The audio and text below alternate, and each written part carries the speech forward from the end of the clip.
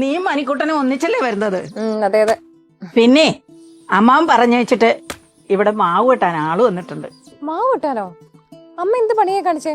അതിനെന്താ മോളെ, ഓണത്തിന് പിള്ളേരൊക്കെ വരുന്നതല്ലേ. ഇവിടെയാണെങ്കിൽ ഒരു കബോർഡോ ഒരു സൗകര്യവും ഇല്ല. അപ്പൊ ആ പഴയ മാവങ്ങ് വെട്ടിയാൽ നല്ല ഒന്നാന്തര തടിയെടുത്ത് പണിയിക്കാലോ. അമ്മ അവരോടൊക്കെ പണി നിർത്തി പൊയ്ക്കോളം പറ. അല്ല മോളെ, അമ്മ പറയുന്നുണ്ടോ അതോ ഞാൻ അമ്മാവനെ വിളിച്ച് പറയണോ? ഇവിടെ പണി നടത്തണ്ട എന്നാണോ? അമ്മ അതിനൊക്കെ ഇപ്പൊ മരം വെട്ടാതെ തന്നെ വഴിയുണ്ട്.